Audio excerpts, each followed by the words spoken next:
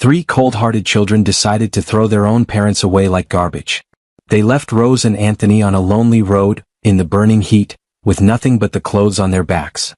"You're a burden we can't take anymore," they said. Then they drove away in their black Mercedes and never looked back. But those three ungrateful children had no idea what they had just thrown away. Hello friends. Welcome to our story. Before we start, please like this video and subscribe. Also, tell us in the comments, where are you watching from? New York? Canada? Maybe South Africa or Jamaica? We want to know. Rose woke up that morning with a heaviness in her chest. Not the kind that comes from sickness. After 70 years of living, she knew the difference between a body that was hurting and a soul that was hurting. This was the second kind. It was the feeling you get when you slowly realize that the place you call home no longer wants you in it. She lay still for a moment, staring at the ceiling. The house was quiet, but it was not a peaceful quiet. It was the kind of quiet that sits on top of things left unsaid, heavy, pressing down, waiting. Beside her, Anthony was still sleeping. His breathing was slow and a little rough, the way it had been ever since his heart started giving him trouble. She turned her head and looked at him. At his white hair. At the deep lines on his face. Lines that told the whole story of his life if you knew how to read them. There were lines from laughter and lines from worry. Lines from years of hard work and early mornings. Lines from the sleepless nights when the children were small and sick and needed someone to hold them. She reached out and touched his gray hair very gently so she wouldn't wake him. "How did we get here, my love?" she whispered. He didn't hear her. He kept breathing, slow and rough, in and out. Rose got up. Every movement was its own small battle. Her knees. Her back. Her hands stiff in the cold morning air. She moved slowly through the bedroom, past the old wedding photo on the wall, the two of them young and bright-eyed, smiling like the whole world was a gift, and out into the hallway. In the kitchen she did what she had done every morning for 50 years. She cooked. She didn't cook because anyone had asked her to. She cooked because it was the only language she had left that still felt like love. She cracked 3 eggs into the pan, carefully because eggs were not cheap, and put bread in the toaster and put water on to boil for tea. 3 eggs. For people. She was already calculating. She would give Anthony 2. He needed the strength. She would take half of one herself. That would be enough. She was still standing at the stove when Sandra appeared in the kitchen doorway. Sandra was 42 years old and worked as an accountant. She was still in her robe, her hair not yet done, but her expression was already fully awake, sharp and cold and ready to find fault with something. She looked at the pan. She looked at the 3 eggs. "Mom," she said, and her voice had that tone, the tone Rose had been hearing more and more these days, the tone that made her feel like a child being corrected. "Those eggs again? Do you have any idea how much we spend on food in this house?" Rose kept her eyes on the pan. "I thought you'd want something before work," she said quietly. "I eat on the street. It's cheaper." Sandra walked to the counter and picked up a stack of papers. Medical bills Rose could see held together with a rubber band. She dropped them on the kitchen table with a hard, flat smack. "These came yesterday. Dad's prescriptions." Again. Rose did not look at the papers. She already knew what was in them. She turned the eggs over carefully. 3 eggs, Mom." Sandra's voice was getting sharper. 3 eggs and you're standing there like you're feeding a restaurant. Every single day it's something. The electricity. The water. The medication. The food. She pulled her robe tighter around herself and shook her head. "I'm exhausted. We're all exhausted." Rose slid the eggs onto a plate. Her hands were steady. She had learned, over many years, to keep her hands steady even when everything inside her was trembling. "Sit down," she said softly. "Eat something. I told you I eat on the—" "Sandra." Rose turned and looked at her daughter. Just for a moment. Just long enough to let the moment be what it was. "Sit down and eat something. Please." Sandra looked at her mother's face. Something flickered across her own, something that might have been guilt or might have been irritation. It was hard to tell with Sandra these days. She sat down. She pulled the plate toward her. She ate without saying thank you, her eyes on her phone, her fingers scrolling through something that was apparently more interesting than the woman who had raised her. Rose made Anthony's plate and carried it to the bedroom. He was awake now, sitting up slowly, reaching automatically for his pills on the bedside table. Rose set the plate in front of him and sat on the edge of the bed. She watched him take his pill. She watched him look down at the 2 eggs and the toast and the small cup of tea. He looked up at her. He had known her for 50 years. He could read her face better than he could read any book. "What did she say?" he asked. "Nothing important," said Rose. He looked at her for a long moment. Then he looked down at his plate. He picked up his fork. "Rose," he said quietly. "Eat," she said. "While it's hot." He ate. She sat beside him.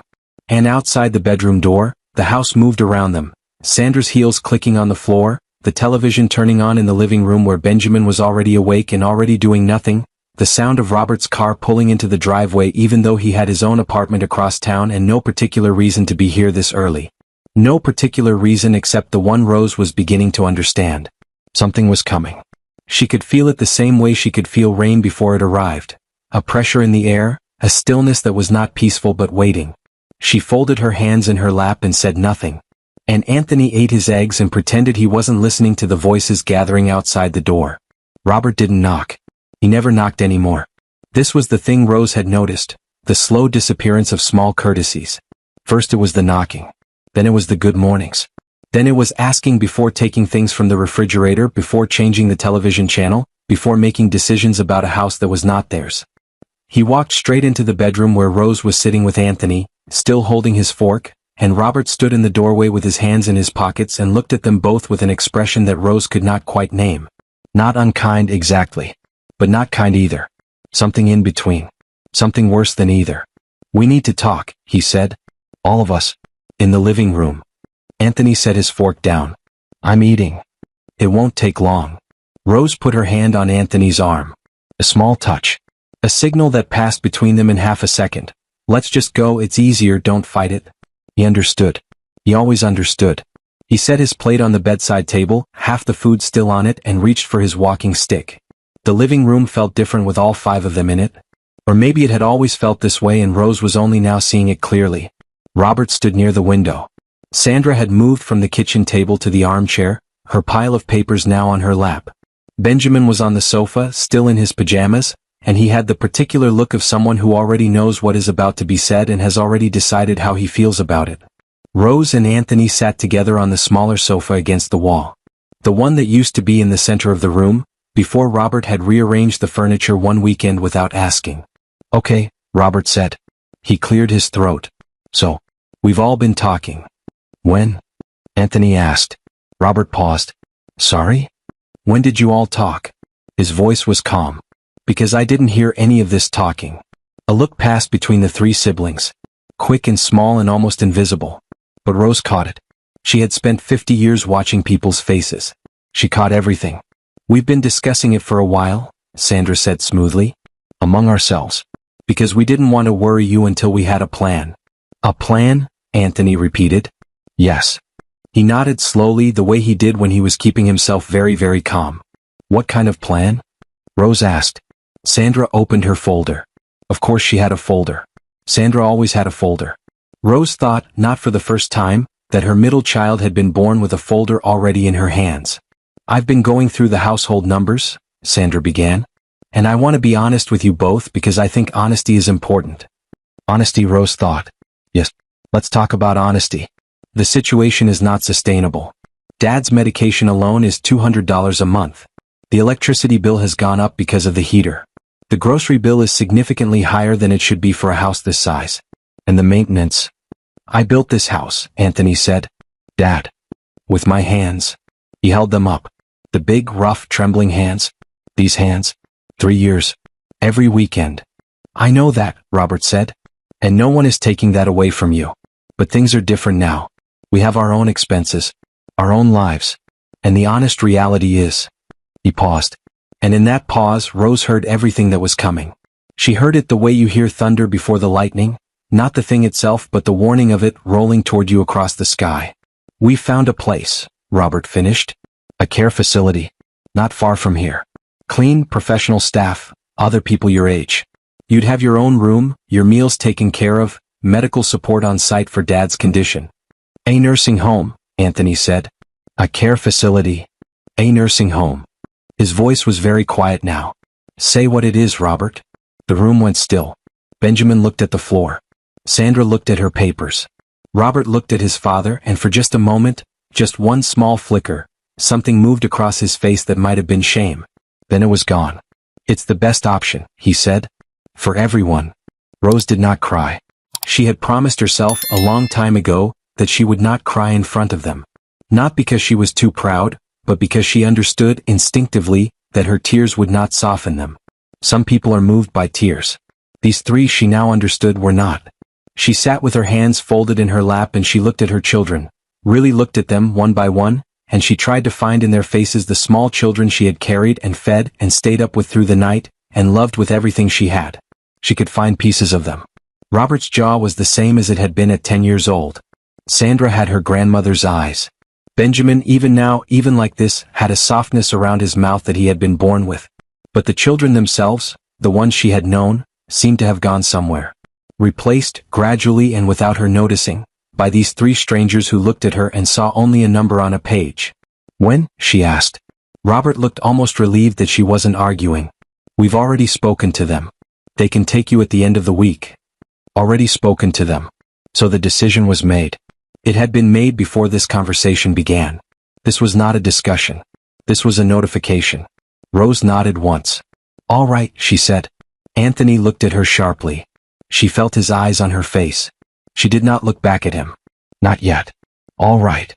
Benjamin said, and he sounded genuinely surprised, as though he had expected more fight, and was almost disappointed not to get it. All right, Rose said again. She stood up. She smoothed her dress.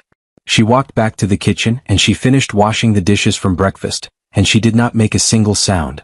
It was later, much later, after Robert had gone and Sandra had left for work and Benjamin had gone back to sleep on the sofa, that Rose went to the backyard to hang the laundry.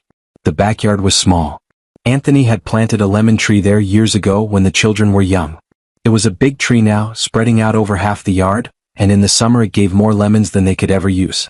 Rose used to make lemonade and leave it on the front step for the neighbors. She was hanging sheets when she heard the voices. She went still. The kitchen window was open. Sandra had come back. Her lunch break maybe, or she had forgotten something. And she was talking to Benjamin, who was apparently awake after all. Rose did not move. She held a wet sheet in her hands and she listened. Did you call them back? Sandra was saying. Yeah, said Benjamin. Friday morning. They'll send a van. Good. And the room? I'll start clearing it out this weekend. Pause. The sound of the refrigerator opening. You think they'll actually stay there? Benjamin asked. Or will they try to come back? They won't come back, Sandra said. And her voice was flat and certain and completely without doubt. I'll make sure of it. And the house. A longer pause this time. The house is ours, Sandra said. It always should have been. They're too old to do anything with it. We'll sort out the legal side once they're settled. Robert's okay with that? Robert suggested it. Benjamin laughed. A short, low, comfortable laugh.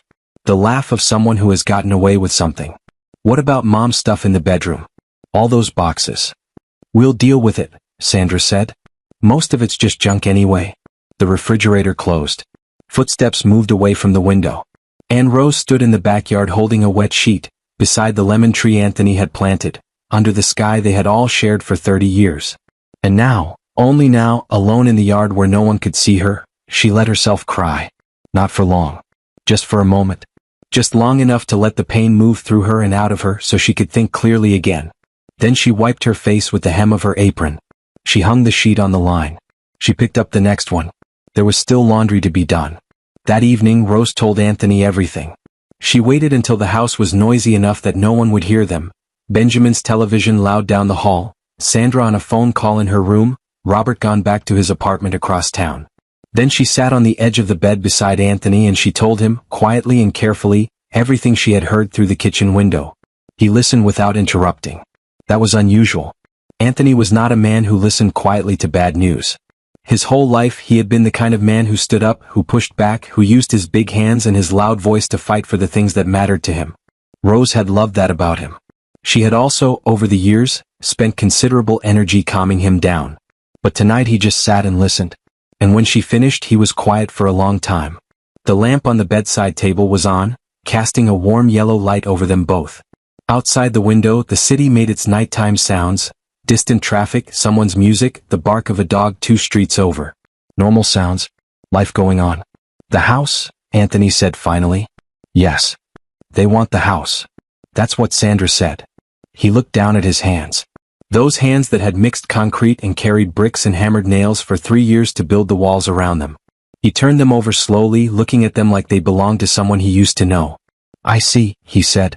And those two words, spoken so softly, broke Rose's heart more completely than any argument could have.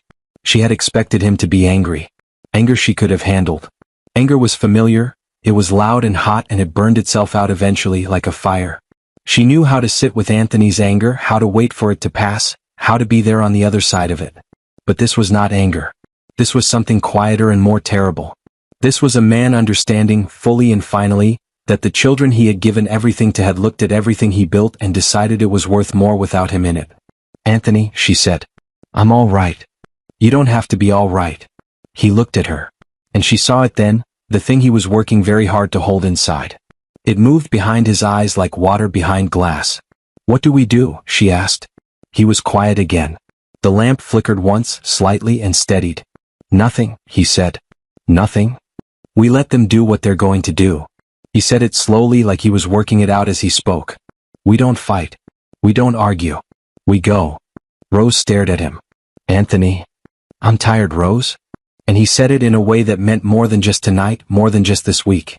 He said it in a way that meant years. "I'm too tired to fight people who have already decided. And I don't want to spend whatever time I have left arguing with my own children in my own house." He reached over and took her hand. "So we go," he said. "And we hold our heads up when we go. And we don't give them the satisfaction of seeing us beg."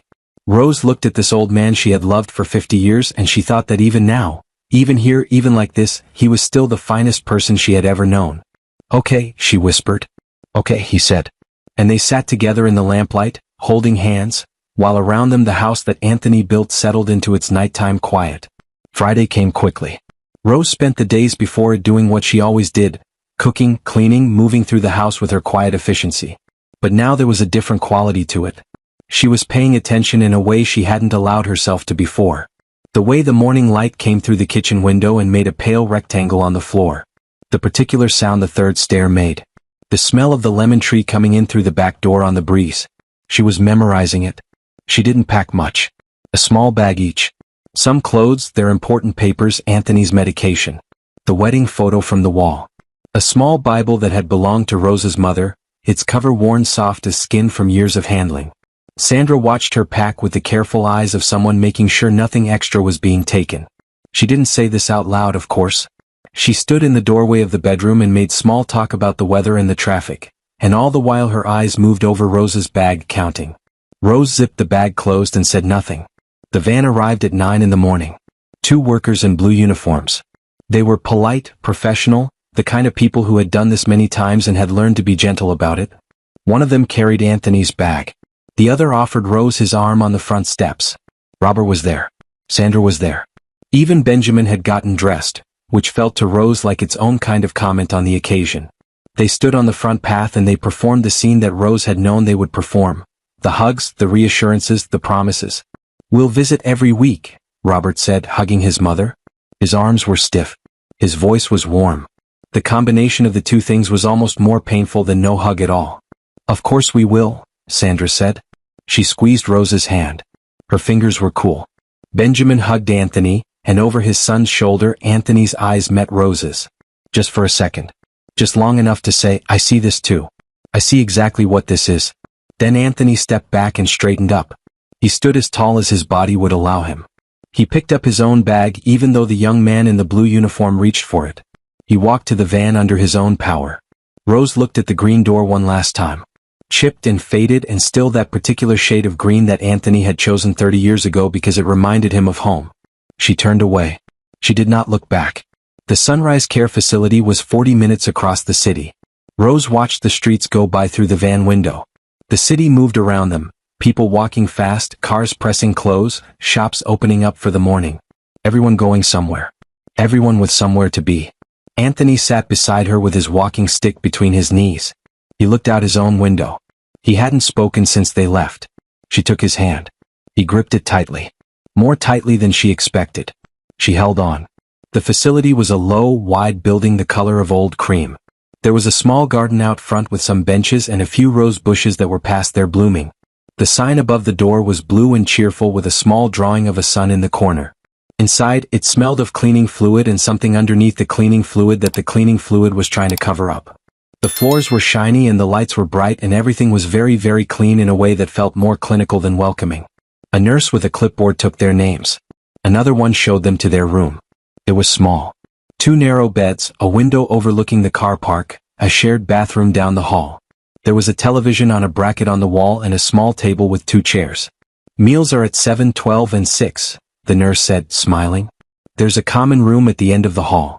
Activities most afternoons. If you need anything, just press the button by the bed. She left. Rose and Anthony stood in the middle of the small room and looked at it. Then Rose sat down on the edge of one of the narrow beds. She pressed her hand down on the mattress. She looked out the window at the car park. Anthony sat on the other bed. He set his walking stick against the wall. He folded his hands. Well, he said. Well, said Rose. Outside in the hallway someone was crying. Not loudly, just the quiet, steady crying of someone who had been doing it for a long time and had almost stopped noticing. Down at the end of the hall, a very old man sat alone in the common room in a chair facing the door, watching everyone who passed with hopeful eyes. He was still watching when Rose looked away. The first night was the hardest. Rose lay in the narrow bed and stared at the ceiling and listened to the sounds of the place. It was never fully quiet. There was always something, a door opening somewhere, a distant television, the soft footsteps of the night nurse doing her rounds, the occasional cry or moan from somewhere down the hall that would start suddenly and then stop, like something being switched off. And underneath all of it, that quiet crying. Still going. Patient and endless like rain. She turned her head and looked across the small gap between the 2 beds. Anthony was on his back, eyes open, staring at the same ceiling. Can't sleep? She whispered. No. She reached her hand across the gap between the beds. He reached his back. Their fingers found each other in the dark. It won't always feel like this, she said. Though she wasn't sure she believed it. No, he agreed. Though she could tell he wasn't sure either. They lay like that for a while, holding hands across the gap, until eventually Anthony's breathing slowed and deepened and she knew he was finally asleep. She let go of his hand carefully so as not to wake him. She folded her own hands on her chest. She did not sleep for a very long time. The days at Sunrise Care had a shape to them. Breakfast at 7, porridge or eggs, served in the large dining room where round tables were filled with elderly men and women who mostly ate in silence. Some of them had visitors on weekends. Most of them did not. They moved through the facility with the slow, careful movements of people who had learned that there was no point in hurrying because nothing was coming that needed to be hurried toward. Rose tried to learn their names. That was how she was. She had always believed that knowing a person's name was the first small act of respect you could offer them. There was Margaret, who had been a schoolteacher and still carried herself like one. There was old Henry, the man from the common room chair, who it turned out had a wonderful laugh once you got him talking about his garden. There was a tiny woman called Dorothy who sat by the window every afternoon and looked out at the car park with an expression of absolute concentration, as though she was expecting someone to pull in at any moment. Dorothy's daughter had brought her here 6 months ago. She had not come back. Dorothy was still waiting. A week passed. No calls from Robert. No calls from Sandra. Nothing from Benjamin. Rose had not expected the calls to come, not really. But there is a difference between not expecting something and experiencing the actual absence of it. Every time she passed the phone in the hallway she felt it, a small, involuntary hope, followed immediately by a quiet crushing of that hope. She stopped looking at the phone after the 5th day. Anthony noticed. He noticed everything even now, even with his health the way it was. He watched his wife move through this new small life and he saw the places where the pain lived in her. The slight stiffening of her shoulders when she passed the phone, the way she looked at other residents visiting families on Sunday afternoon with an expression she thought no one could see. He could see it. It made him quieter and quieter with each passing day. On the 8th day, Rose came back from breakfast to find him still in bed. He was lying on his side, facing the wall. His breakfast tray, which a staff member had brought to the room, was untouched on the table. Anthony. Nothing. Anthony, sit up. You need to eat. I'm not hungry. She sat on the edge of his bed. She put her hand on his arm. Through his thin pajama sleeve she could feel how much weight he had lost in just 1 week. She had noticed it at breakfast too. He ate barely anything, just pushed the food around his plate and stared at the table. Look at me, she said. He turned over slowly. His face was gray and tired. You have to eat, she said. Your medication doesn't work on an empty stomach. You know that. What does it matter? He said, and it wasn't a question. It was something worse than a question. It was a statement. Flat and dull and without any fight in it at all. Rose looked at her husband's face and felt a fear move through her that was different from all the other fears she had carried in her life. This was not the fear of poverty or illness or loss. This was the fear of watching someone disappear while they were still right in front of you. She picked up the fork from his breakfast tray. "Open your mouth," she said. "Rose?" "Anthony James, open your mouth." He looked at her.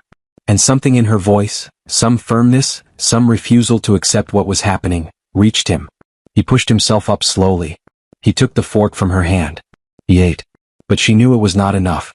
That afternoon, while Anthony slept, Rose sat in the common room with Margaret, the retired schoolteacher, and she let herself think clearly about their situation for the first time since they had arrived. They could not stay here. Not because the place was terrible. The staff were kind enough, the food was adequate, her body was managing. But Anthony was fading. She could see it happening in real time like a candle burning down. He needed air and purpose and dignity. He needed to feel like a man and not a problem that had been filed away. Every day inside these cream-colored walls was taking something from him that she was not sure she could get back. "You're thinking very hard," Margaret said from across the table. Rose looked up. The old teacher was watching her with sharp, kind eyes. "Am I that obvious?" Rose said. "Only to someone who's been doing the same thinking," Margaret said. She folded her hands on the table. "How long have you been here?" 8 days. Margaret nodded slowly. "It gets easier," she said. Then she paused. "Or you get more used to it. I'm not sure those are the same thing." "How long have you been here?" 14 months. She said it without any particular emotion, the way you state a fact about weather. Rose was quiet. "My son brought me," Margaret continued. "He said it was temporary, while he sorted some things out at home." She looked out the window at the rose bushes. "He sorted things out. He didn't come back." The two women sat with that for a moment. "I'm sorry," Rose said. "Don't be," said Margaret. "Save it for yourself. You'll need it more than I do." She picked up her cup of tea. The ones who just arrived always have that look. Like they're still waiting to wake up from a dream. Does the look go away? Margaret considered this seriously, the way a good teacher considers a question that deserves a real answer. "The look goes away," she said finally. "Whether that's a good thing or not depends on the person." That night Anthony couldn't sleep again. But this time he was the one who reached across the gap first. "Rose," he said in the darkness. "I'm here. I want to leave." She was quiet. "I know we have nowhere to go," he said. "I know I'm sick. I know it doesn't make sense." His voice was low and deliberate, like he had been constructing this speech for some time. "But I would rather die outside in the open air than stay in this place and disappear. I would rather fall down on a road somewhere than sit in that dining room one more week and watch everyone waiting for people who are never going to come." Rose stared at the ceiling. "If we leave," she said carefully, "where would we go?" "I don't know. Your medication. I have enough for 2 weeks if I'm careful." "Anthony." Anthony walked carefully using his stick. Rose stayed close. She watched the way he was moving, his breathing, his pace, the set of his shoulders. She was always watching these things now. Reading him the way you read weather. For the first 30 minutes he was all right. Then the sky began to lighten, and with the light came the heat. Even in the early morning the sun in this city had intention. It came up with purpose, pressing down on the pavement and bouncing back up from the road surface in waves. Rose felt it on the back of her neck and on her hands. She felt it in the weight of her bag. She glanced at Anthony. His pace had slowed. His breathing had changed, she could hear it now, slightly labored, slightly uneven. The sound she knew. "We can rest," she said. "Not yet. There's a bus stop." Rose. "Not yet." She didn't push. She stayed beside him and matched his pace, which was slower now, and they moved together along the highway's edge while the morning traffic began to build around them, cars and trucks and motorbikes pressing past, none of them slowing, all of them full of people going somewhere with the complete indifference of people who have somewhere to go. An old couple on the side of the highway with 2 small bags. No one stopped. No one looked. An hour passed. Maybe more. Rose's own legs were aching now, her knees sending up their familiar complaints, but she pushed the feeling down and kept moving. She could be tired later. Right now she needed to watch Anthony. He had gone very quiet. That was the sign she had learned to dread more than any other. When Anthony went quiet like this, not the thoughtful quiet of a man thinking, but the effortful quiet of a man conserving everything he had just to keep moving, it meant something was wrong inside him. Something was working too hard. "Anthony," she said. We need to stop. A little further, he said. His voice was thinner than it had been an hour ago. Now, she said. He stopped. She guided him to the edge of the road where there was a low concrete barrier and she made him sit down on it. He sat heavily like something had been holding him up and had let go all at once. His walking stick rattled against the concrete. She crouched in front of him and looked at his face. Gray. Damp with sweat despite the early hour. His lips had a color she didn't like. Your pills, she said. Did you take them this morning? Yes. When did you last have water? He thought about it. That alone worried her, the fact that he had to think about it. She dug into her bag and found the small plastic bottle she had filled before they left.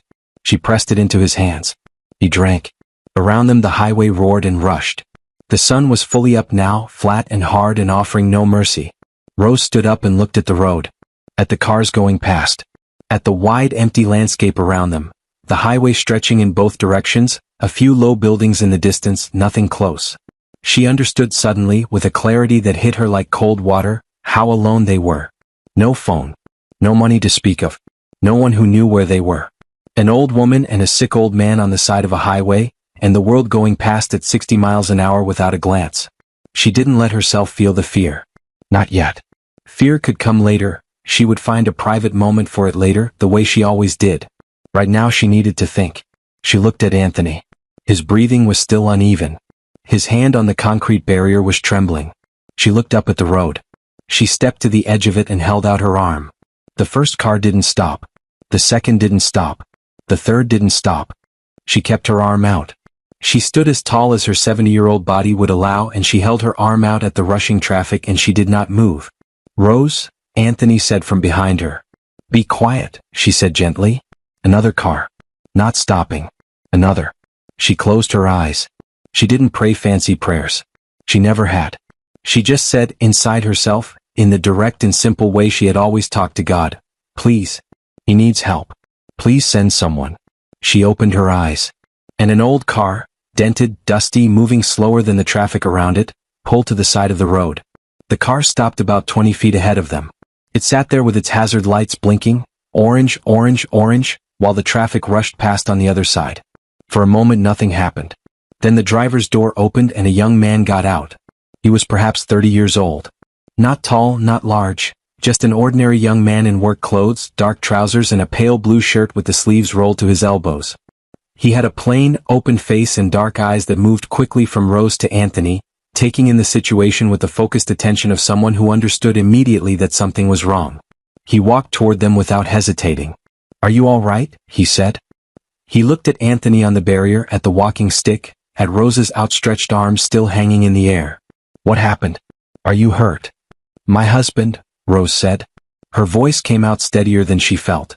His heart. He needs to sit down properly. He needs water and shade and... Okay, the young man said. Just that. Okay. Like it was simple. Like there was nothing else to consider. He went straight to Anthony. He crouched down in front of him the way Rose had done, looked at his face, and then without asking permission put his arm around the old man's back and his other hand under his arm. I've got you, he said to Anthony. Nice and slow. We're going to get you to the car. Anthony looked at him. Rose could see the pride moving across her husband's face, the instinct to say I can manage, I don't need help, and she watched Anthony look at this young stranger's face and find something there that made him let the pride go. All right, Anthony said quietly. All right, the young man said. Together they moved to the car. His name was Marcos. He told them this while he was helping Anthony into the back seat, pulling the seat belt across him with careful hands, checking that his legs were comfortable.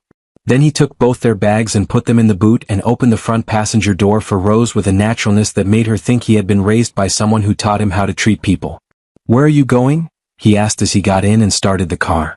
Rose opened her mouth, closed it again. She had no answer to that question. Marcos looked at her in the mirror. He seemed to understand. He didn't push. Hospital first, he said. Everything else after. He pulled back into the traffic. In the back seat, Anthony's head fell back against the headrest. Rose turned around and looked at him every few minutes. His color was still not good, but the trembling in his hands had eased slightly. She thought that was better. She hoped that was better. Marcos drove without speaking, which she was grateful for. She wasn't ready to explain anything yet. She sat with her bag on her lap and looked out the window at the city passing by and felt something she hadn't felt in weeks. She felt like someone was steering. Not her. Not Anthony. Someone else, for just this moment, was steering, and she could sit in the passenger seat and simply breathe. She hadn't realized how exhausted she was until this moment when she didn't have to be the one holding everything together. She breathed. The hospital was 20 minutes away. Marcos pulled up to the emergency entrance and had Anthony out of the car and into a wheelchair before Rose had even gotten her door fully open. He spoke to the woman at the front desk with a directness and calm that moved things along in a way that Rose, arriving alone and old and uncertain, might not have managed as quickly. 78 years old, known heart condition, has been on his feet in the heat for over an hour, showing signs of cardiac stress, Marcos said. He needs to be seen now. The woman looked at Anthony. She nodded. She picked up her phone. Within minutes, Anthony was being wheeled through the double doors. Rose started to follow. A nurse stopped her gently. We'll take good care of him. Wait here and we'll come and get you as soon as he's settled. The double doors swung closed. Rose stood in the corridor and looked at the place where her husband had just disappeared. She stood there for a moment that felt much longer than it was. Then she felt a gentle touch at her elbow. Marcos was beside her, holding a plastic cup of water. Come and sit down, he said. They sat in the waiting area, two plastic chairs against a pale green wall. Rose held her cup of water and Marcos sat beside her with his elbows on his knees, not speaking, not looking at his phone, just present. Just there. After a while, Rose said, You'll be late for work. It's okay. You don't even know us. He was quiet for a moment. My grandmother was in a place like this once, he said. A hospital waiting. And nobody came to sit with her. He looked at his hands. I was too far away. By the time I got there it was too late. He paused. I don't like the idea of people sitting alone in hospitals. Rose looked at him. At his plain, open face. At the way he said it, not for effect, not to be thanked, just as a simple statement of fact, the way you explain why you do anything.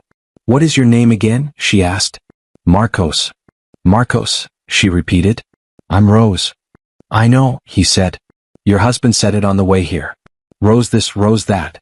A small smile. He talks about you a lot for someone who's having a heart episode. Rose laughed. It surprised her, the laugh. It came out before she could stop it, small and sudden, and it left her feeling both lighter and somehow closer to tears at the same time. She pressed her hand over her mouth. I'm sorry, she said. Don't be, Marcos said. It's good to hear. 3 hours passed. A doctor came out and spoke to Rose.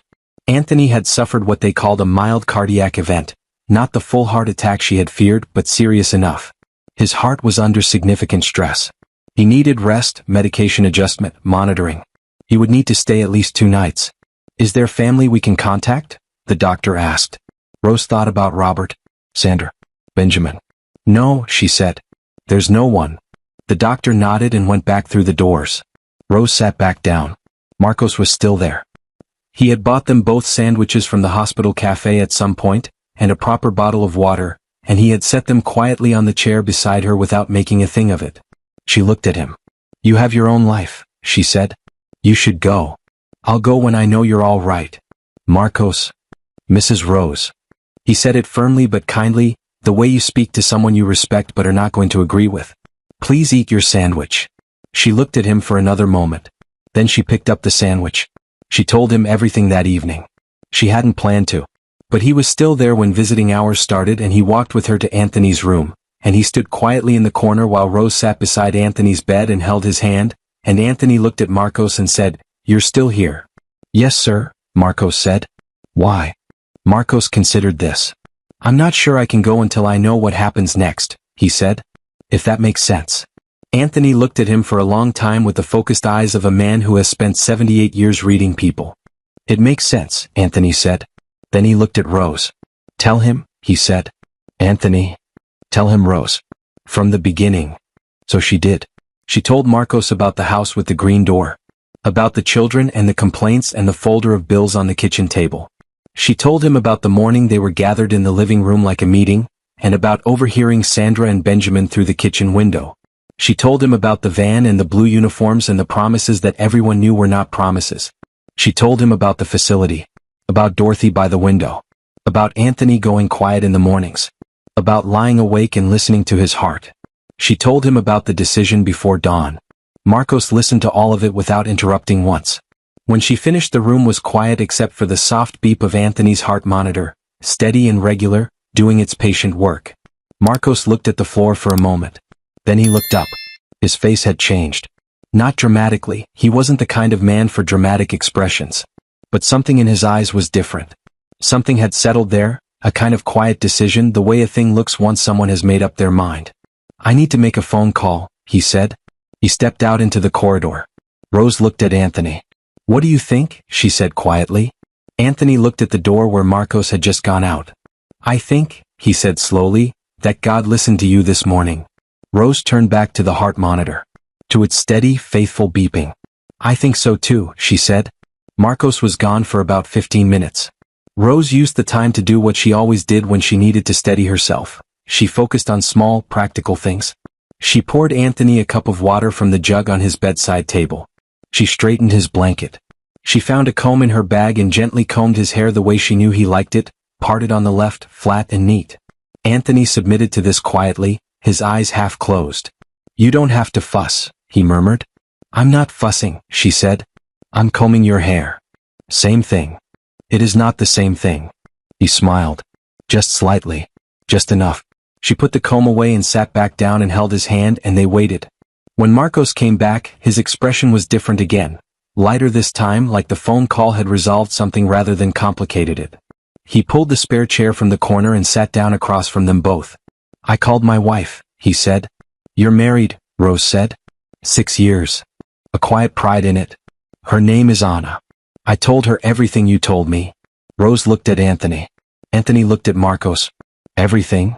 Anthony said. "Everything." Marcos leaned forward with his elbows on his knees. "She wants to meet you. She had some things to say about your children that I won't repeat in a hospital room." A small smile. "Anna has strong feelings about things. It's one of the reasons I married her." Despite everything, despite where they were and how they had gotten here, Rose felt something move in her chest. Something warm and unexpected, like sun coming through a window you had forgotten was there. "She doesn't know us," Rose said. "No," Marcos agreed. "But she knows enough." He paused. "We have a house. It's not big. But there's a room that we use for storage that isn't really storage. It's just full of things we keep saying we'll sort out and never do." He looked at them both steadily. "Anna says we could have it cleared by the time you're discharged. If you wanted." The room was very quiet. The heart monitor beeped. "You're offering us a room," Anthony said slowly. "We're offering you a home," Marcos said. "For as long as you want it. Both of you." He said it simply, without performance, the way he had said everything else. Like it was just the obvious next thing. Anna's exact words were, "Bring them here, Marcos." "So." Rose looked down at her hands in her lap. She looked at Anthony's hand under hers. She looked at the thin hospital blanket, the plastic jug of water, the pale green wall. She thought about all the things she had told this young man tonight, 50 years of her life laid out in a hospital room, and she thought about what it meant that a stranger had listened to all of it and this was his response. She pressed her lips together. "We can't ask you to do this," she said. "You didn't ask," Marcos said. "I offered. We're old and we take up space and Anthony has medical needs that are." "Mrs. Rose." She stopped. "My grandmother," he said quietly. "The one I told you about. The one who was alone in the hospital." He paused. "She died not knowing that anyone was coming. I have thought about that my entire adult life." He looked at her directly. "I am not going to be the reason another person feels that way. Not when I can do something about it." The room was silent. Anthony was watching Marcos with the same long, careful look he had given him earlier. Reading him. Taking the measure of him. "Young man," Anthony said finally. "Sir. What do you do for work?" Marcos looked slightly surprised by the question, given everything. "I'm a mechanic. I have a small garage. Nothing big." Anthony nodded slowly. "You built something yourself?" "I did." "With your hands?" "Mostly yes." Anthony was quiet for a moment. Then he looked at Rose. And Rose knew that look. She had seen it 10,000 times in 50 years. It was the look that meant, "This is right. I know it and you know it and there's no use pretending otherwise." She turned back to Marcos. "We'd like to meet Anna," she said. Anna came the next morning. Rose heard her before she saw her. A quick, bright voice in the corridor asking a nurse which room, and then the door opened and a young woman came in carrying a container of food and wearing an expression of such open, unguarded feeling that Rose instinctively stood up. Anna was perhaps 28. Small and quick-moving, with dark eyes and the kind of face that shows everything it's thinking. She looked at Rose first and immediately crossed the room and took both of Rose's hands in hers. "I'm so angry at your children," she said by way of introduction.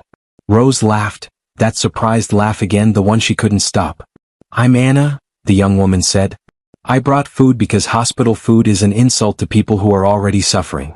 She set the container on the table, then turned to Anthony in the bed and pointed at him. You need to eat and rest and not argue with anyone. Marcos told me you're stubborn." "Marcos doesn't know me," Anthony said. "He's known you for one day and he already knows," Anna said. She opened the container. "I made soup. It's not complicated, but it's good and it's real food." She moved around the small hospital room with an ease that made it feel, suddenly, less clinical. She found bowls somewhere, she organized the bedside table, she sat in the spare chair and talked. About the room she and Marcos were clearing, about the neighborhood, about the market 2 streets away where the vegetables were better than anywhere else. She talked the way some people do, not to fill silence but because she was genuinely present and genuinely interested and had a great deal of warmth that needed somewhere to go. Anthony watched her with a growing expression that Rose recognized too. It was the expression he used to wear watching their children when they were small and good, before everything became complicated. It was the expression of someone being unexpectedly delighted. By the time Anthony was discharged 2 days later, the room in Marcos and Anna's house was ready. Anna had sent Marcos a photograph on his phone, which he showed to Rose in the hospital corridor. A simple room with a proper bed, a wardrobe, a window that looked out onto a small yard with a tree in it. Clean curtains. A bedside table with a lamp. Rose looked at the photograph for a long time. "The tree," she said. "What kind is it?" Marcos looked at the photo. "I actually don't know. Anna planted it. You could ask her." "It looks like it might be a lemon tree," Rose said quietly. Marcos looked at her face, at whatever was in it, and didn't ask. The drive to Marcos and Anna's house took them through parts of the city Rose hadn't seen before. Smaller streets, quieter, with washing lines between buildings and children on bicycles and corner shops with their doors open. The house itself was modest. A low, solid building with a small garden in front, painted a faded yellow that had probably once been brighter. There was a bicycle leaning against the outside wall and a pair of work boots by the door. Anna was waiting on the step. She had clearly been watching for the car because she came down the path before it had even stopped, opening the back door for Anthony with the careful attention of someone who had thought about how to do this correctly. "Slowly," she said. "There's no hurry." She and Marcos got Anthony up the path between them. Rose followed, carrying both bags, looking at the small garden. A little overgrown, a few flowers struggling cheerfully through the weeds, and at the door, which was painted blue. Not green. But a good color, she thought. A welcoming color. She stepped inside. The room was exactly as the photograph had shown it, but warmer in person. Anna had put a small vase of flowers on the bedside table, just simple ones bought from the market probably, and had folded the blanket back neatly the way you do when you want someone to feel expected. Wanted. Rose stood in the doorway and looked at it. She felt Anthony come to stand beside her. She didn't say anything. Neither did he. Behind them, Marcos and Anna stood in the hallway, and there was a small silence that contained everything. All the strangeness and the sadness and the extraordinary unlikeliness of how they had all ended up here in this moment, in this small room with its window and its lamp and its vase of simple flowers. Then Rose walked in and set her bag on the chair. "Right," she said. "Let's get you lying down." "I'm fine," Anthony said. "You just left a hospital," she said. "Lie down." "She's right," Anna said from the doorway. Anthony looked at Marcos for support. "Don't look at me," Marcos said. Anthony muttered something under his breath. But he sat on the bed. Anna caught Rose's eye from across the room and smiled, quick and bright and conspiratorial, the smile of one woman to another that said, "We understand each other perfectly." That evening they all ate together at the small kitchen table. It was a simple meal, rice, beans, some chicken that Anna had cooked with herbs that filled the house with a smell so warm and ordinary and good that Rose had to stop in the kitchen doorway for a moment and just breathe it in. She thought, this is what a house is supposed to smell like. They talked. Not about big things. About small things, Marcos's garage, a difficult customer he'd had that week. Anna's work at the community center. The tree in the yard, which Anna confirmed was a lemon tree, and at this information Rose and Anthony exchanged a look that they did not explain. After dinner, Marcos made tea and they sat a little longer. Outside, the city settled into its evening. Inside the small yellow house on the quiet street, four people sat around a kitchen table, and the conversation moved easily between them, and the tea was hot, and the lamp was warm. Rose looked across the table at Anthony. His color was better than it had been in weeks. He was sitting up straight the way he used to sit when he felt like himself. He was listening to something Marcos was saying with genuine interest in his eyes. He looked up and caught her watching him. And he smiled. The real one. The big one she had fallen in love with, the one that had been hiding behind all those gray and difficult weeks. She smiled back. More tea? Anna said. Please, said Rose. 3 weeks passed. Then 4. The days in the small yellow house had a gentleness to them that Rose hadn't known in years. She woke in the mornings without the heaviness in her chest, or at least without the particular heaviness that had lived there in the house with the green door. She still woke early as she always had, but now the early morning felt like a gift rather than a duty. She and Anna had developed a quiet morning rhythm without ever discussing it. Rose came to the kitchen first and put the water on. Anna came down 10 minutes later and they moved around each other with the comfortable ease of people who had decided, wordlessly, to trust each other. They talked about small things in the early morning, what to cook, the weather, something Anna had heard at the community center. Sometimes they didn't talk at all and that was comfortable too. Anthony was getting stronger. Not quickly and not without setbacks. There were days when he barely left the bed, days when his heart reminded him sharply of its limitations. But there were also days when he sat in the small garden with Marcos on the weekend, the two of them talking about the lemon tree and the state of the fence and other practical things that needed doing. There were days when the color stayed in his face all the way through to evening. Rose watched him carefully and said nothing about what she saw. But she saw it. One morning about 4 weeks in, Anna came downstairs to find Rose already cooking. Not just tea but a full breakfast. Eggs, fried plantain, toast, everything arranged on the counter with the efficient organization of a woman who had been feeding people for 50 years. Anna stood in the kitchen doorway and looked at it. Rose, she said. You don't have to do this. I know, Rose said. I wanted to. Anna looked at her for a moment. Then she came and stood beside her at the stove and picked up a spatula. Show me how you do the plantain, she said. Mine always comes out wrong. Too much oil, Rose said immediately. See, Marco says the same thing and I always think he's wrong. He's not wrong. Anna laughed. Don't tell him that. They stood at the stove together in the early morning light, Rose showing Anna the exact heat, the exact moment to turn, the small things that took years of practice to learn but that she could give away for free. This is also how she showed love. She hadn't lost that. Marcos came down to find breakfast on the table and both women already seated. He stood in the kitchen doorway looking at the spread. I thought I heard cooking, he said. Sit down, Anna said. Rose made it. Marcos looked at Rose. You didn't have to. If one more person says that to me, Rose said pleasantly, I will be upset. Marcos sat down. He tried the plantain. He looked at Anna. This is better than yours, he said. I know, Anna said. She showed me. Can she show you again? Several more times? Anna threw a piece of bread at him. Anthony arrived at the kitchen door at that moment, walking stick in hand, and took in the scene. The bread on the floor, Marcos laughing, Anna trying not to, Rose shaking her head with the expression of someone surrounded by beloved idiots. He pulled out his chair and sat down. Normal morning then, he said. It was on a Tuesday 5 weeks after their arrival, that the letter came. Rose was in the garden with Anthony. He was sitting in his chair in the morning sun. She was doing something with the flower bed that Anna had started and abandoned, a project of turning it into something more organized. She had her hands in the soil and was thinking about nothing in particular, which was itself a kind of luxury she had almost forgotten. She heard Anna call from inside. Rose? There's a man at the door. He's asking for Anthony. Rose looked up. She and Anthony exchanged a glance. What kind of man? Anthony called back. He says he's from a law firm. A silence. Rose sat back on her heels. She looked at her hands, dark with soil.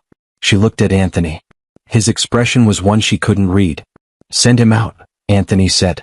The man was young, no more than 30, in a neat suit that was slightly too warm for the weather. He carried a leather folder and had the careful, precise manner of someone trained to deliver difficult information without drama. He looked at Anthony in his garden chair and checked something in his folder. Mr. Anthony Walker, he said. That's me, Anthony said.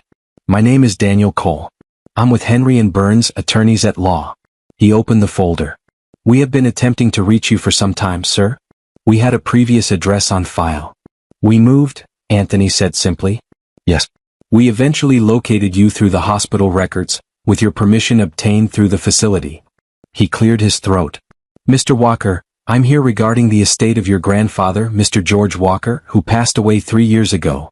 Rose lowered her trowel. Anthony said nothing. His face was very still. Your grandfather, the young man continued, left a substantial estate.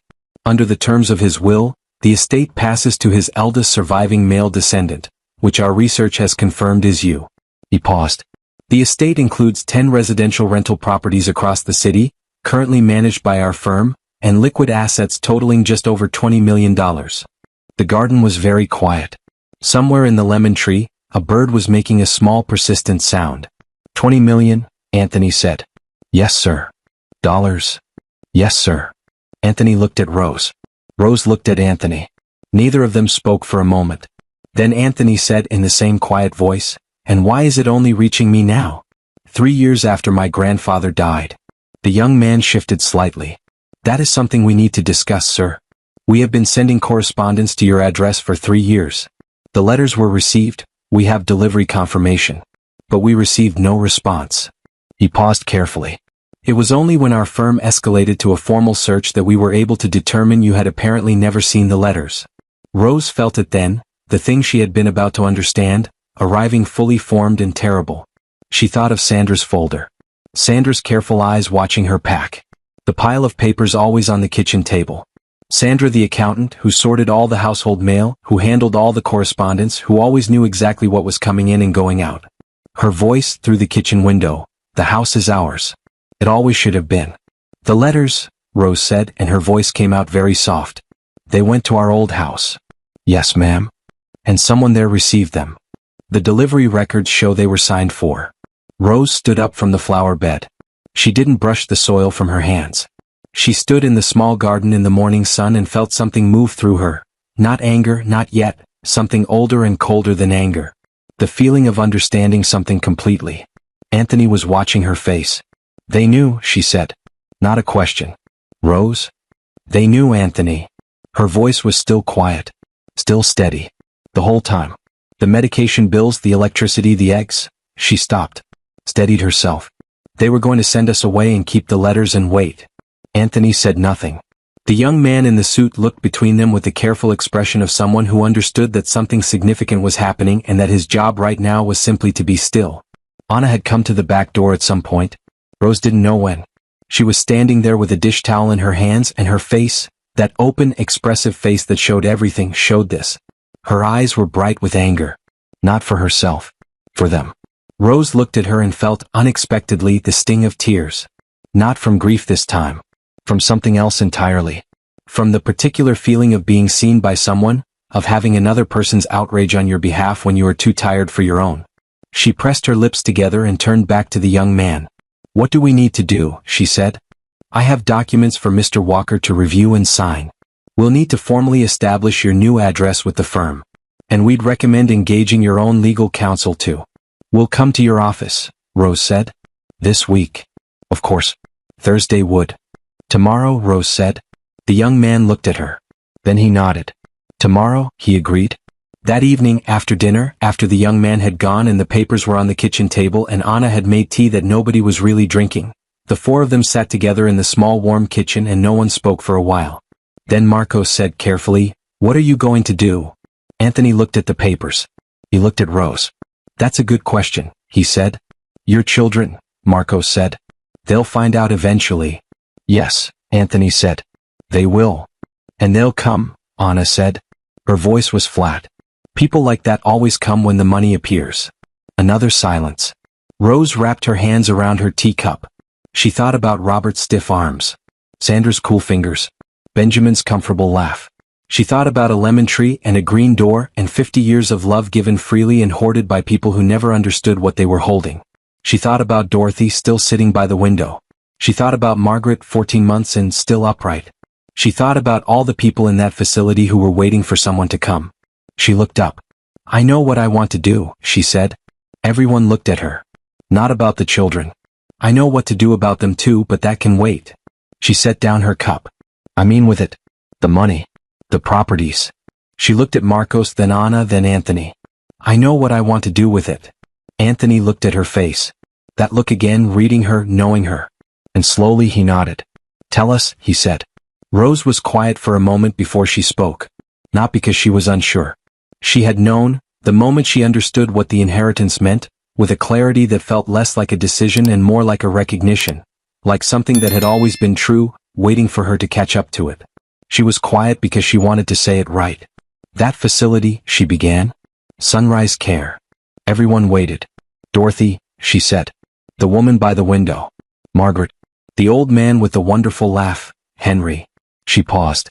There are people in that place who have been there for years. Not because they need medical care. Not because they can't think or feel or contribute to the world. She looked at her hands around the teacup. They're there because their families decided they were inconvenient. The kitchen was very still. I want to build something, Rose said. Not a facility.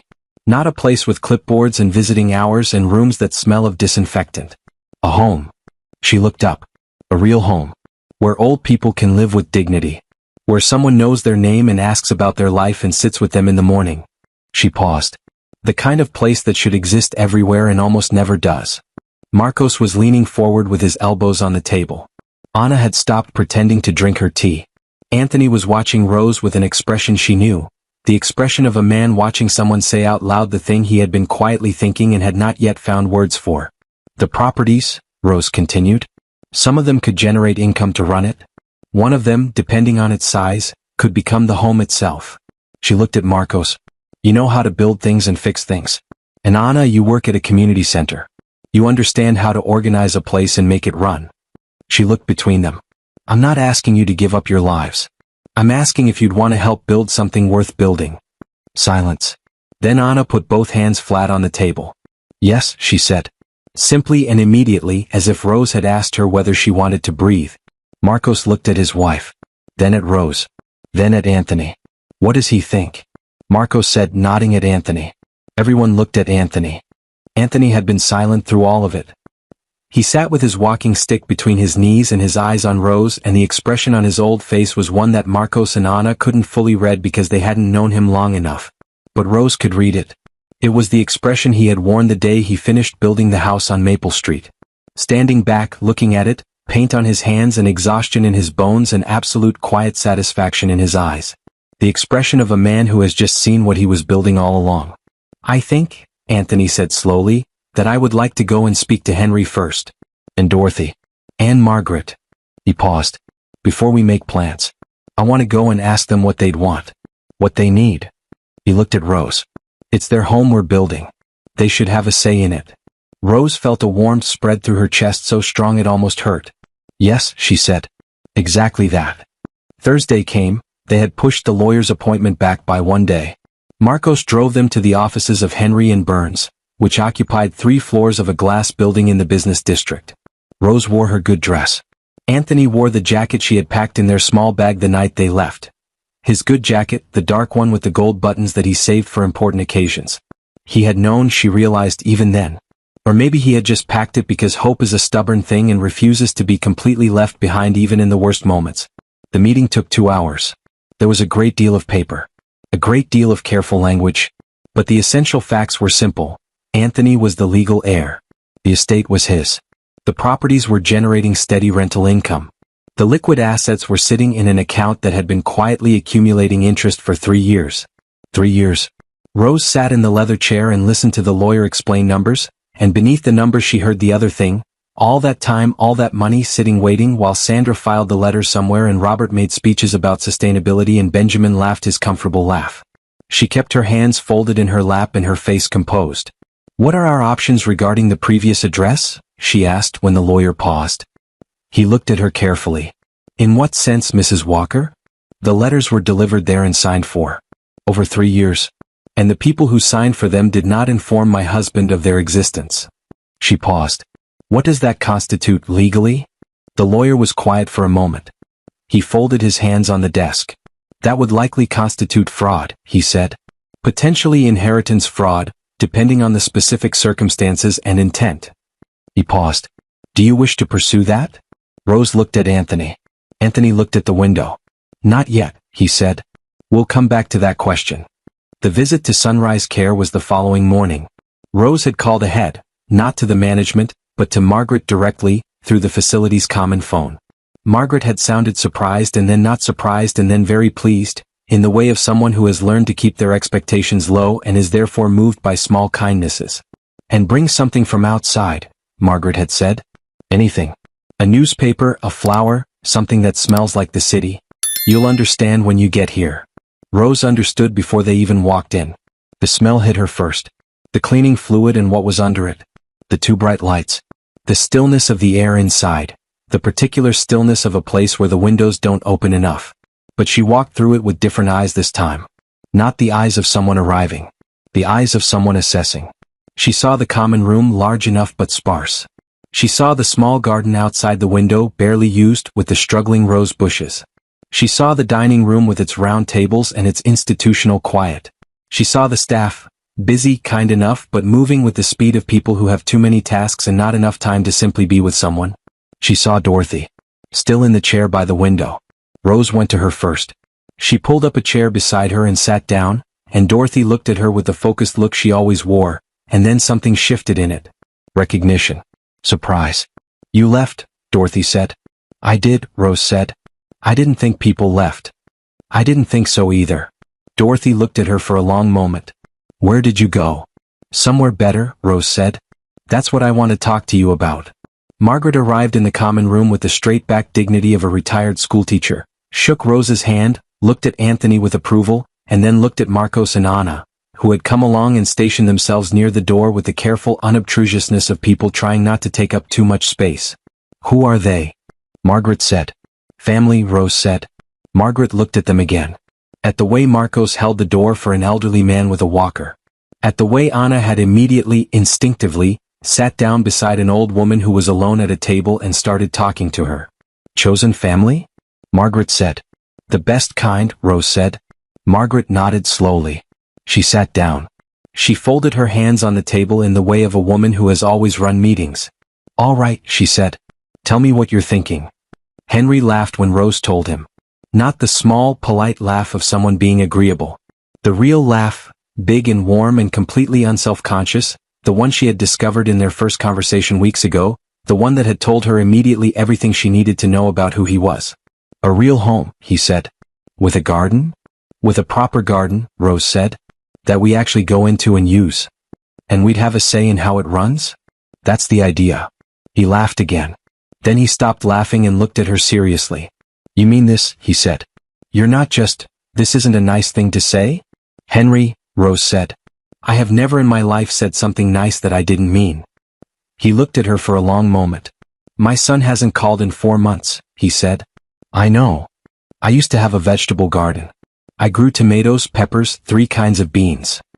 He looked out the window at the struggling rose bushes. I'd like to grow things again. Then we'll make sure there's space for it, Rose said. Henry looked down at his large old hands. Then he looked back up. I'm in, he said. They stayed at Sunrise Care for 3 hours. By the time they left, they had spoken to 11 residents. Not all of them could come. Some needed medical levels of care that a home couldn't provide. But 8 of them, including Dorothy and Margaret and Henry, lit up in the particular way that people light up when something they had stopped allowing themselves to hope for suddenly becomes possible. On the way back to the car, Anna was quiet for a long time. Then she took Rose's arm. Dorothy, she said. When you told her. Did you see her face? Yes, Rose said. She stopped watching the door, Anna said. Just for a little while. She stopped watching for her daughter and she was just there. With us. Yes, Rose said. Anna was quiet again. They walked a little further. We're really doing this, Anna said. Not a question. A realization landing. We're really doing this, Rose said. 3 weeks later, the black Mercedes appeared. Rose was in the front garden of the small yellow house. She and Anna had been working on it together, turning the overgrown patch into something real, something with order and color and intention. She was on her knees in the soil with her gardening gloves on when she heard the car. She didn't need to look up to know. She knew the sound of that engine. She had heard it in the driveway of the house with the green door for years. She sat back on her heels. She took off her gloves. She stood up slowly, brushing the soil from her dress and turned around. The Mercedes was parked at the curb. All three doors opened at the same time. Robert from the driver's side, Sandra from the passenger seat, Benjamin unfolding himself from the back. They were dressed well. Robert in his expensive shirt. Sandra with her hair done. Even Benjamin looked like he had made an effort. They stood on the pavement and looked at her. And she stood at the garden gate and looked at them. Nobody moved for a moment. Then Robert smiled, the big, warm, practiced smile that had always been his best performance. "Mom," he said, opening his arms. "We've been so worried about you." Rose looked at her son. She thought about the nursing home van. About Sandra's cool fingers. About the kitchen window and the words she was not supposed to have heard. She thought about $20 million sitting in an account for 3 years, and a stack of letters signed for and hidden away. She didn't move toward him. "Robert," she said. He kept the smile up, but something shifted behind it. A slight uncertainty, like a man who has rehearsed a scene and suddenly isn't sure the other person is following the script. "Why don't we go inside?" Sandra said smoothly, looking past Rose at the house. Her accountant's eyes moving, calculating, assessing. "We have a lot to catch up on." "Yes," said Rose. "We do." She opened the gate. She led them inside without hurry. This was deliberate. Rose had learned, over 70 years, that the person who moves slowly in a tense situation is the person who holds the power. She walked up the garden path at her own pace and opened the front door and stepped inside without looking back to see if they were following. They were following. She could hear their footsteps behind her, Robert's confident stride, Sandra's heels on the path, Benjamin's slightly shuffling walk. She could hear them taking in the house too, the small adjustments in their footsteps that meant they were looking around. Assessing. She led them to the sitting room. It was a modest room, Marcos and Anna's furniture, simple and worn in the comfortable way of things that have been genuinely used. There were flowers on the windowsill that Rose had cut from the garden that morning. There was a photograph on the shelf that Anna had put there 2 weeks ago. The four of them, Rose and Anthony and Marcos and Anna, taken in the garden on a Sunday afternoon when Anthony had been having a good day and the light was kind. Sandra saw the photograph. Rose saw Sandra see it. "Sit down," Rose said. They sat, Robert and Sandra on the sofa, Benjamin in the armchair in the corner, arranging himself with the ease of someone settling in for a comfortable visit. Rose sat in the upright chair across from them, the one that had become, without anyone designating it as such, her chair. She folded her hands in her lap. She waited. Robert leaned forward. "Mom," he said, "I want you to know, we've been worried sick. When we found out you'd left the care facility that you just walked out in the middle of the night." "Before dawn," Rose said. "Sorry?" "We left before dawn. Not the middle of the night. Before dawn." A small pause. "The point is," Robert continued, recalibrating smoothly, "we didn't know where you were. We called the facility and they said you'd just gone. Dad's condition, anything could have happened." "Something did happen," Rose said. "Your father had a cardiac event on the side of the highway. He spent 2 nights in the hospital." The room was quiet. Benjamin shifted in the armchair. "We didn't know that," Sandra said. Her voice had something in it, the right amount of distress, carefully measured. "If we'd known, you would have called?" Rose said. Sandra opened her mouth. "You had the facility's number," Rose said. "You put us there. You could have called at any time in those 2 weeks to check whether we were alive." She said it pleasantly, the way you state a simple fact. "You didn't call once." No one answered that. The front door opened. Marcos came in first, still in his work clothes, wiping his hands on a cloth from the garage. He stopped when he saw the 3 visitors and something crossed his face, a quick reading of the room that took less than 2 seconds, and then he nodded and moved to stand near the doorway without sitting down. Anna came in behind him. She was carrying groceries and she stopped in the hallway, looked through the sitting room door, and then set the bags down carefully and came to stand beside Marcos. The 3 children looked at them. "Who are these people?" Robert asked. "This is Marcos," Rose said. "And this is Anna. This is their home. Anthony and I live here." "You live here?" Sandra repeated. "Yes. With strangers. With family," Rose said. "The same way I once lived with you." Sandra's expression flickered. Anna caught Rose's eye from the doorway. Rose gave the smallest possible nod. Anna went to the kitchen. From the hallway a few minutes later came the sound of the kettle, and the ordinary domestic sounds of someone making tea, and the absolute normalness of it in contrast to the tension in the sitting room was, Rose thought, exactly right. Anthony appeared at the sitting room door. He moved slowly, leaning on his stick, and he stood in the doorway and looked at his 3 children with an expression that was impossible to read. Not angry. Not wounded. Something beyond both of those things. Something that had passed through anger and grief and come out the other side into a kind of clear, still knowing. "Dad," Robert said. He stood up. He crossed the room and tried to embrace his father. Anthony let him. He stood with his son's arms around him and he looked over Robert's shoulder at Rose, and Rose looked back at him, and neither of them needed to say anything. Robert stepped back. "You look well," he said, and he seemed surprised by it. "I'm better," Anthony said. He moved into the room and sat in the chair beside Rose's, and Marcos moved a footstool into position nearby without being asked, and Anthony nodded at him briefly in the way of 2 people who understand each other. Robert watched this small exchange. "So," Anthony said, "you came." "Of course we came," Sandra said. "You're our parents." "Yes," Anthony said. "We are." Another silence. Benjamin, Rose noticed, had said almost nothing since they arrived. He sat in the armchair looking at the photograph on the shelf with an expression she hadn't seen on his face in years.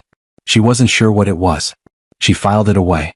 Robert crossed his legs and settled back into the sofa with the gesture of a man who has decided to change approach. "We want you to come home," he said.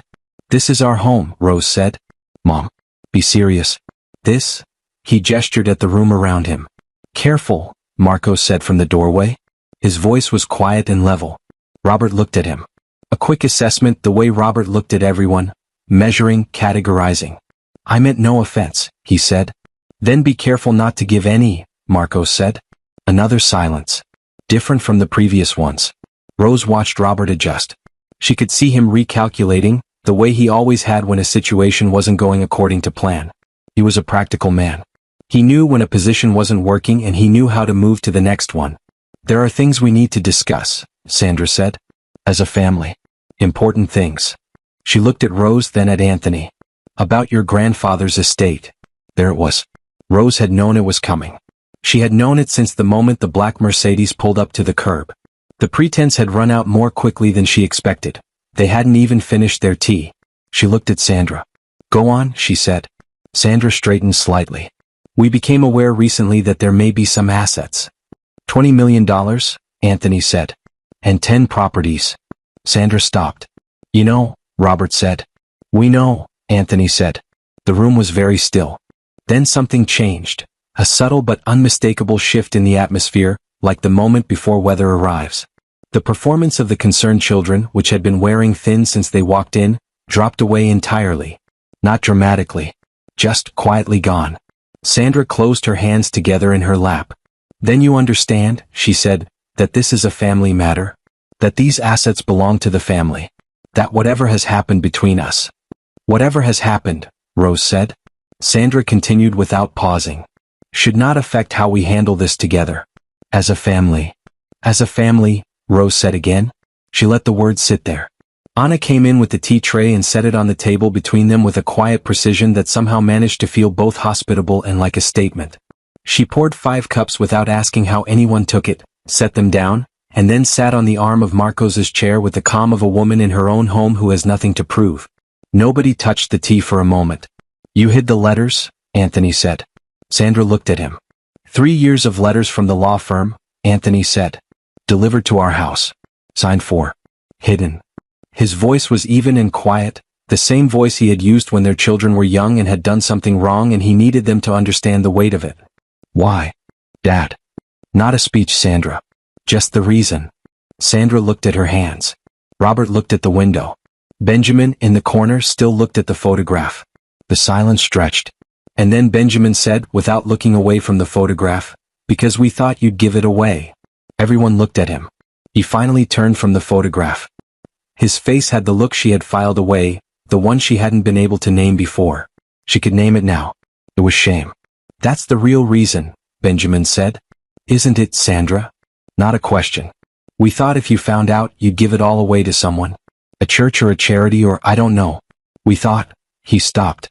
"You thought we'd give it to people who needed it," Rose said. Benjamin said nothing. "And that seemed like the wrong thing to do," Rose said. He looked at her. "We thought it should stay in the family." "We're doing something with it for the family," Rose said. "Just not the family you mean." She told them then. Calmly and completely. The home she was going to build. The people who would come to live in it? Henry and his vegetable garden. Dorothy and her window. Margaret and her straight-backed dignity. The ones nobody was coming back for. She watched their faces as she spoke. Robert's was unreadable, the expression he wore when processing something he hadn't anticipated. Sandra's moved through several things quickly: calculation, dismissal, a brief reconsideration. Benjamin looked at the floor. When she finished, Robert spread his hands. Mom, it's a lovely idea. It really is.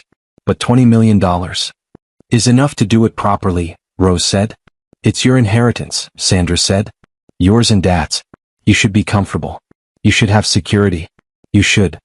Sandra, Anthony said. She stopped.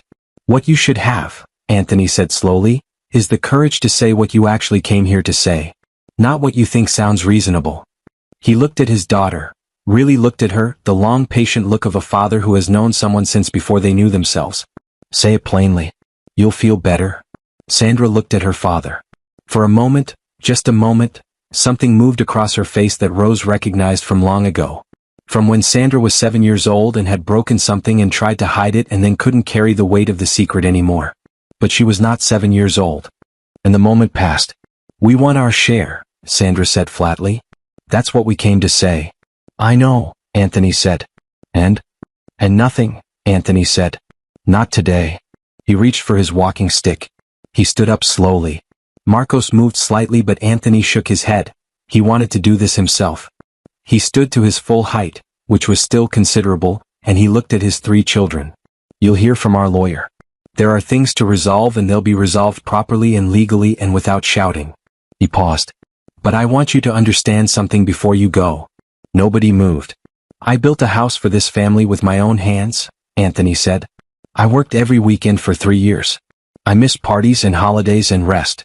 I did it because I believe that what you build for the people you love is the best thing you can do with your time on this earth. He was quiet for a moment. You took that house. Fine. Houses can be replaced. He looked at them one by one. But you also took 2 old people and left them on a road to die. And for that I don't have a word strong enough. The room was absolutely silent. You can go now, Anthony said. Robert stood up first. He straightened his expensive shirt and looked around the room one more time.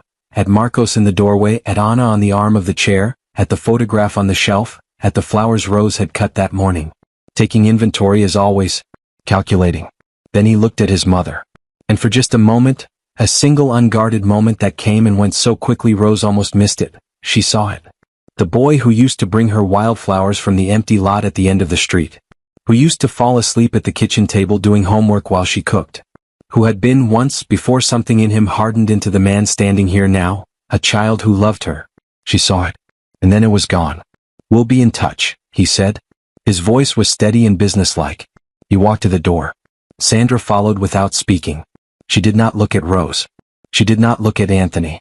She walked with her chin slightly raised and her eyes forward, the way she had walked through every difficulty in her life, as though refusing to acknowledge a thing was the same as being above it. Benjamin was last. He got up slowly from the armchair. He was the only one who stopped, actually stopped in the middle of the room and turned back. He looked at his mother. Mom, he said. Rose looked at her youngest child. I'm sorry, he said. Just that. Small and insufficient and true. Rose studied him for a long moment. I know, she said. It wasn't forgiveness. It wasn't a door opening.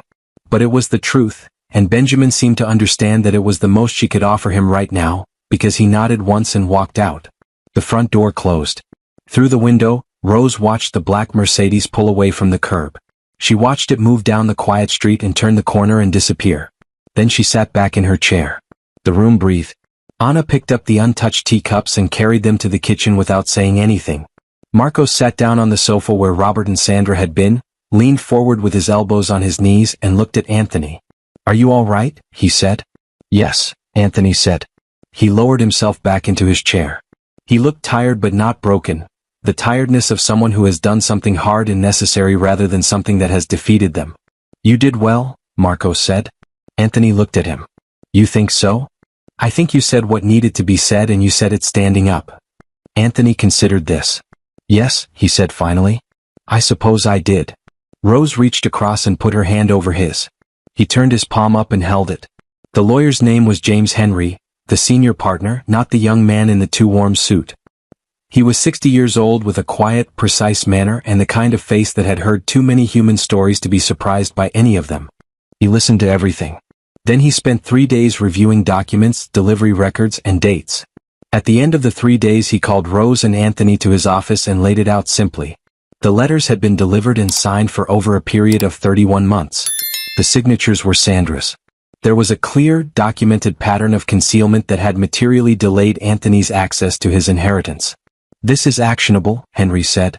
Unambiguously. "We don't want to pursue criminal charges," Rose said. Henry looked at her. "Mrs. Walker." "We want it documented," Anthony said. "We want it on record.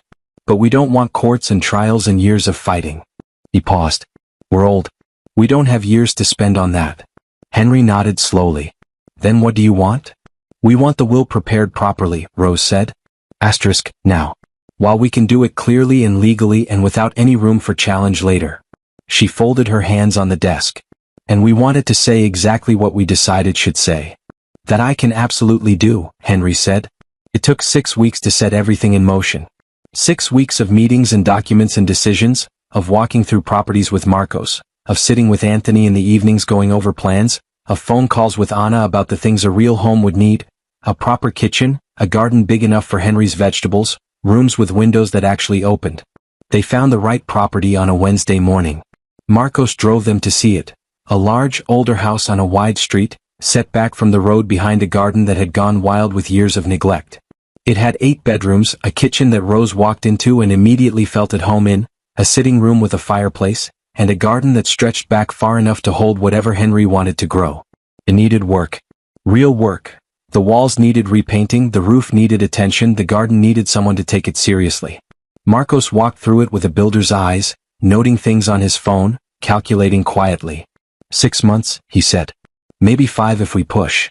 Push, Rose said. He smiled. Yes, ma'am. Anthony stood in the middle of what would become the sitting room and turned around slowly, taking in the proportions of it, the high ceiling, the tall windows that let the morning light fall across the old floorboards. It's a good house, he said. It will be, Rose said. He looked at her. It already is, he said. It just needs people in it. The building work began in the spring.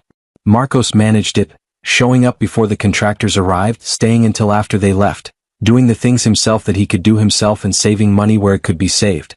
Anna organized everything else. Registrations, approvals, the small mountain of paperwork that comes with turning a private house into a home for multiple people. Rose and Anthony came every week to see the progress. There was a moment, a Tuesday morning in late spring, with the smell of fresh paint in the air and the sound of work going on upstairs and the garden already beginning to be tamed, when Anthony stopped in the hallway and put his hand on the wall. Just his palm, flat against the fresh plaster. Rose stopped beside him. She didn't ask. She knew. It was the gesture of a man feeling the solidity of something he was part of building. The same gesture he had made 50 years ago in the walls of the house on Maple Street. His hands still knew how. They called it Rose House. It was Anna's idea. She announced it one evening at the kitchen table, in the way she announced most things, directly and completely, as though the name had always existed and she had just located it. Rose House, she said. Marcos looked at Rose. Rose looked at Anthony. That's too much, Rose said. It's exactly right, Anna said. It's named for the person who thought of it and the garden out front and the rose bushes we're going to plant along the fence. She looked at Rose steadily. All 3 meanings at once. It's perfect. Rose opened her mouth. She's right, Anthony said. Rose looked at him. She usually is, he added, which earned him a delighted smile from Anna and a look from Rose that he pretended not to notice. Rose House it was. Henry moved in on a Friday. He arrived with 1 suitcase and a box of seeds, tomatoes, peppers, 3 kinds of beans exactly as he had described, and he walked through the front door and into the garden and stood there for a long time just looking at the space of it, the possibility of it, before he did anything else. Marcos stood with him. Where would you start? Marcos asked. Henry pointed to the far corner where the sun fell longest. There, he said. Then that's where we'll start, Marcos said. They went to get the tools. Dorothy moved in the following week. She brought almost nothing. A small bag, a cardigan, a framed photograph of a younger version of herself standing in front of a house, smiling in a way that contained everything she had been before the waiting. Anna showed her to her room. It had a window. Not overlooking a car park. Overlooking the garden. Dorothy stood at the window for a long time, looking out at Henry already working in his corner, at the rose bushes beginning to establish themselves along the fence, at the wide sky above it all. Then she turned around. "This will do," she said quietly. It was, Anna told Rose later, the most beautiful thing she had heard in a long time. Margaret arrived last of the three, characteristically organized, 2 suitcases, a box of books, a list of suggestions for the running of the house that she presented to Rose with the brisk confidence of someone who knows her expertise is genuine and is not going to pretend otherwise. Rose took the list. She read it carefully. "Most of this is right," she said. "All of it is right," Margaret said. "1 or 2 things I'd do differently. I'd be interested to hear which ones." They sat at the kitchen table for an hour going through it together, Rose and this retired schoolteacher, 2 old women with strong opinions and decades of accumulated knowledge between them, building something useful out of the combination. By the end of the hour they had agreed on almost everything. "You'd have been a good teacher," Margaret said. "You'd have been good at whatever you set your mind to," Rose said. Margaret considered this seriously. "Yes," she said. "I suppose I would." By the end of the first year, Rose House had 9 residents. 9 people who had been set aside by families who had decided they were finished with them. 9 people who had sat in facilities or alone in rooms waiting for something that wasn't coming. Now they woke to the smell of Rose's cooking. They sat in Henry's garden on good days. They argued about what to watch on television in the evenings. They knew each other's names and histories, and the particular way each person took their tea. They were, in the specific and unambiguous sense of the word, home. Anthony's health moved in the way that old age moves, not in a straight line but in waves. There were months of good days, when he sat in the garden and talked to Henry and walked around the block with Rose in the early morning and seemed, against all reasonable expectation, to be getting better. And there were harder months. Rose stayed beside him through all of it. That was what she had always done and what she would always do. She had not changed in this. If anything, the years had made her more certain of it, the way long practice makes a thing feel not like effort but like simply who you are. She sat with him in the mornings with their tea. She combed his hair the way he liked it. She held his hand across the gap in the dark when he couldn't sleep. She told him, on one of the harder nights, about the things she had never told him before, that in all the years through all of it she had never once regretted a single day. He was quiet for a moment after she said this. "Not even the bad ones?" he asked. "The bad ones are part of the whole," she said. "You can't take them out. It's all one thing." He thought about this. "I want to tell you something," he said. "Tell me." "That morning. On the road. When you held out your arm at the traffic." He paused. "I was watching you from the barrier. And I thought, even then, even in that moment, that you were the bravest person I had ever seen in my life." Rose looked at the ceiling. "I was terrified," she said. "I know," he said. "That's what made it brave." Anthony died on a Thursday morning in early autumn. He died in his bed in Rose House, in the room with the window that looked out onto the garden. The lemon tree that Anna had planted in the small yard of the yellow house had been transplanted here, to a better spot with more sun, and it had flourished in a way that seemed almost deliberate, as though it had been waiting for the right place all along. He died with Rose beside him and Marcos and Anna in the room and the sound of the garden coming through the open window, Henry's voice somewhere out there talking to his plants the way he always did. He died peacefully. He died as he had wanted, free. The will was read 3 weeks later. Henry read it in his office, quietly and without drama, the way Anthony had wanted everything done at the end.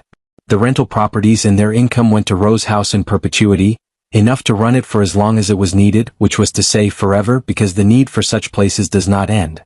The remainder of the liquid assets were divided between Rose for her lifetime and Marcos and Anna, a sum that made Anna put both hands over her mouth and made Marcos look at the floor for a long time before he looked up. "He didn't have to do this," Marcos said. "He wanted to," Rose said. "We were just—" "You stopped a car," Rose said. "On a highway. For 2 old people you had never seen before." She looked at him steadily. "You have no idea what that was worth." Marcos said nothing. Anna reached over and took his hand. To Robert, Sandra and Benjamin, Anthony left $1 each. And a letter. Henry read it aloud. "For the children who abandoned me when I needed them, I leave the same thing you gave me. Nothing. The $1 is so you cannot say you were forgotten. I remembered you. I thought about you every day. But love that is not returned must eventually be redirected toward those who can receive it. I hope one day you understand the difference between a family you are born into and a family you build. The first one I gave you. The second one you threw away. Anthony. The office was silent when Henry finished. Robert sat very still. Sandra looked at the window. Benjamin looked at the table. None of them spoke for a long time. Then Benjamin put his head in his hands. Whether he was crying or simply overwhelmed, Rose couldn't tell. She didn't stay to find out. She stood up, thanked Henry, and walked out into the autumn morning. Marcos was waiting outside with the car. Anna was with him, their shoulders touching in the comfortable way of two people who have learned the shape of each other. Rose stood on the pavement for a moment and felt the autumn air and the sun on her face and the particular quality of the day, ordinary and extraordinary at the same time, the way all days are when you have learned to look at them properly. She thought of Anthony. She thought of him standing in the house on Maple Street with green paint on his hands. She thought of him holding her hand across the gap in the dark. She thought of his palm flat against the fresh plaster of Rose's house, feeling the solidity of something worth building. She thought, he is still here in everything we made. That was enough. More than enough. It was everything. She got in the car. Ready? Marcos said. Rose looked at the law firm's building one last time. Then she turned to face forward. Take me home, she said. And he did. Epilogue. Rose lived for 7 more years. They were, by any measure, good years. Full years. Years of morning tea and garden work and arguments with Margaret about the best way to run things and long evenings at the table with Marcos and Anna and whoever else happened to be there. Rose's house grew. A second property was added in the 3rd year. Another old house on a wider street, room for 12 more residents. In the 5th year a small community garden was opened on the grounds, Henry's project, which had grown beyond his corner into something that the whole neighborhood started coming to on weekends. The green door from Maple Street was never recovered. But the front door of Rose's house was painted, in the first week of opening, a particular shade of green. Rose had chosen it herself. Anna had asked her why that color. It reminds me of home, Rose said. Anna looked at the door and then at Rose and understood, the way she usually understood things without needing it explained. When Rose died she left everything she had to Rose's house. In her own letter, which Henry read in the same quiet office on a winter morning with Marcos and Anna and Margaret and Henry and Dorothy and all the others gathered around, she had written only this. A home is not a building. A home is what happens between people who choose to show up for each other. I was shown this late in life by the people in this room, and it was the greatest gift I ever received. Give it to someone else. That is all I ask. They did. They always did. I hope you enjoyed watching it as much as I enjoyed creating it. Like, share, and comment on the lessons you've learned. Let me know where you're watching from in the comments below. See you in my next video.